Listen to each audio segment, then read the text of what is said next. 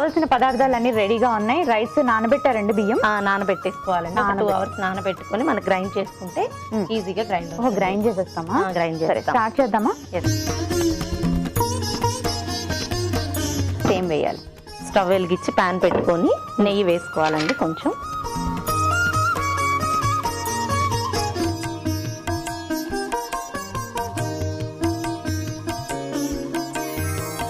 నెయ్యి వేగిన తర్వాత కాజు వేసుకోవాలి.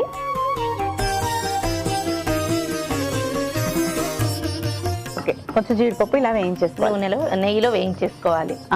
సో మీరు కూడా ఇలా 9 రోజులకి అనుకుంటారా నైవేద్యాలు? 9 రోజుల ముందే ప్రిపేర్ అయిపోతామండి. పులిహోర, దద్దోజనము, ఈ స్వీట్ ఐటమ్స్ 9 రోజుల్లో 9 రకాలు చేస్తాము. ఫైనల్లీ దసరా రోజు ఏం చేస్తారు? ఫైనల్లీ దసరా రోజు పొంగల్ చేస్తానండి. పొంగల్ అంటే మీకు బిజినెస్ అన్నారు కాబట్టి అక్కడ కూడా బాగా చేసుకుంటారు. ఆయుధ పూజలు బాగా చేస్తారండి. Sai Kiran engineers and contractors అని మాకు ఓన్ బిజినెస్ ఉంది. సో అవన్నీ కెమికల్ ఎక్విప్మెంట్స్ అన్ని ఆయుధాలకు సంబంధించి కాబట్టి అమ్మవారికి నిమ్మకాయలతో చేసి ఆయుధాలన్నిటికీ పసుపు, కుంకుమ, నిమ్మకాయలు పెట్టడం, అట్లా పూజ బాగా చేస్తాం. స్టాఫ్ అందరినీ పిలవటం, భోజనాలు, స్వీట్ ప్యాకెట్స్ ఇవ్వటం. సో ఈ 9 రోజులు ముందే ప్లానింగ్, హడావుడి ఉంటుంది. ఓకే, తీసేద్దామా? కొంచెం ఫ్రై అవుతాయి. లైట్ గా ఫ్రై అయితే కలర్ మారితే బాగుంటాయి. తీసేద్దామండి. తీసేద్దామండి.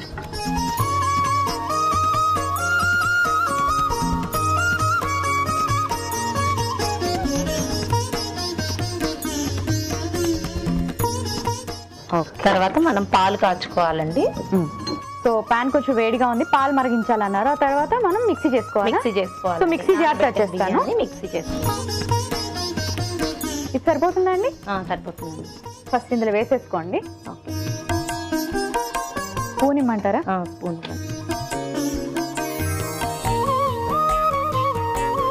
కొంచెం వేసుకుంటే సరిపోతుందండి, ఎక్కువ అవసరం లేదు. ఇప్పుడు ఇందులో పాలు వేసేద్దామా? ఈలో పాలు కాగుతూ ఉంటాయండి.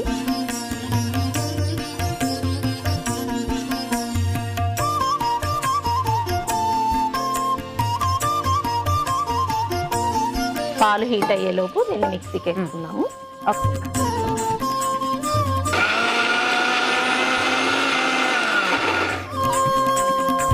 అయిపోయిందండి? అయిపోయిందండి. కొంచెం వాటర్ వేసుకొని మిక్స్ చేసుకోవాలి.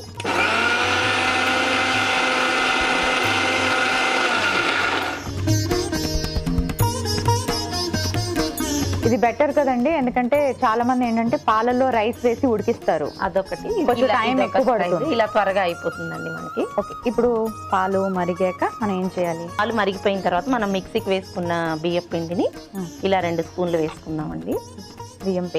బియ్యం పేస్ట్ కొంచెం సరిపోతుందా?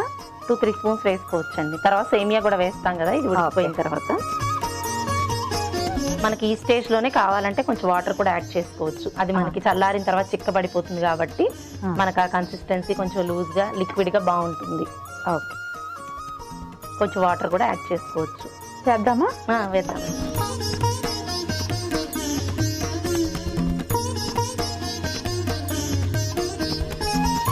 చూడండి ఎంత వేద్దాం.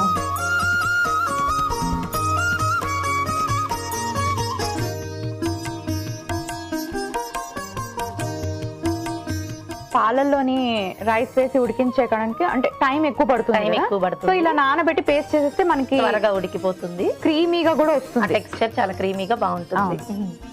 సో ఇది మరుగుతుంది. కొంచెం 5 minutes పడుతుందండి టైం ఉడకడానికి. ఓకే, త్వరగానే ఉడికిపోతుంది. మనకి రైస్ ఉడికేదానికి, మిక్సీకి వేసి ఉడికేదానికి ఉంటుంది కదా. సో పండగకి మీరు ఎప్పుడైనా మీ రిలేటివ్స్ ఇంటికి వెళ్ళడం కానీ, లేకపోతే మీ రిలేటివ్స్ అందరిని పిలవడం కానీ జరుగుతుందండి? ఖచ్చితంగా ఎక్కువ మా ఇంటికే పిలుస్తూ ఉంటాము. మీ ఇంట్లోనే బాగా జరుగుతూ ఉంటుందండి. కనకదుర్గమ్మ అమ్మవారి దగ్గరికి వెళ్ళి దర్శనం చేసుకుంటాము every year. Okay, so Guntur, మీరు గుంటూరు కదా? గుంటూరు అండి. సో గుంటూరులో ఏంటి, ఎలా జరుగుతుంది? గుంటూరులో కూడా బాగా చేస్తారండి. అమ్మవారు ఏమైనా ఫేమస్ టెంపుల్స్ ఉన్నాయా? అమ్మవారి ఫేమస్ టెంపుల్స్ మోపిదేవి టెంపుల్ ఉందండి దగ్గరలో, శివుడిది. అది స్వయంభు అన్నమాట. స్వయంభు కోరిన కోరికలు బాగా తీరుస్తాయి అనేది ఒక నమ్మకం అన్నమాట, తీరుతాయి అని. సో అక్కడ అమ్మవారి పూజలు జరుగుతాయా? అమ్మవారి పూజలు జరుగుతాయండి. గుంటూరు డిస్ట్రిక్ట్ రేపల్లె, ఆ దగ్గర బాగా చేస్తారు. చూడండి సరిపోతుందండి. తర్వాత మనం సేమియా వేసుకోవాలండి. ఇది రోస్టెడ్ సేమియానే, లేదంటే మనం కొంచెం నెయ్యిలో వేయించుకుంటే సరిపోతుంది.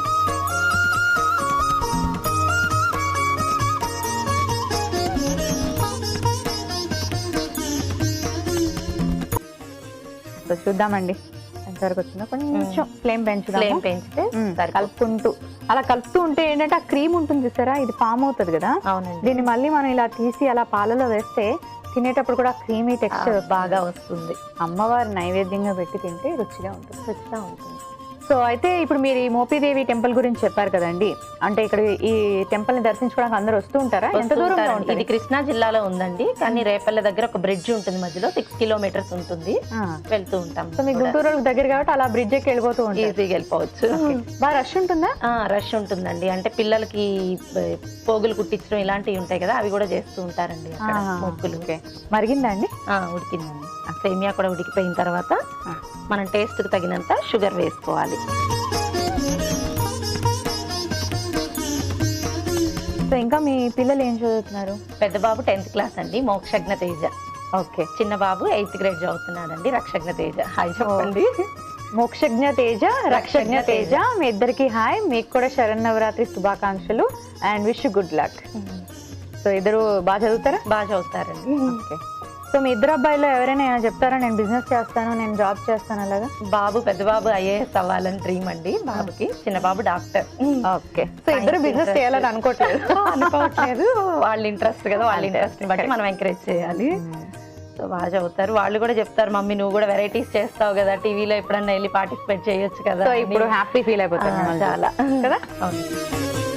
సో బాగా మరిగిందండి, ఇంకేం వేసిన తర్వాత ఇలాచి వేస్తే అయిపోతుందండి, రెడీ అవుతుంది.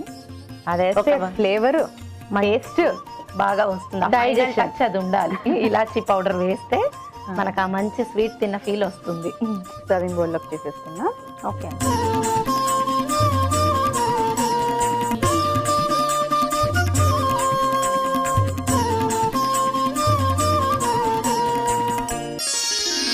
జీడిపప్పు పైన వేయమంటారా? పైన వేసేయండి జీడిపప్పు.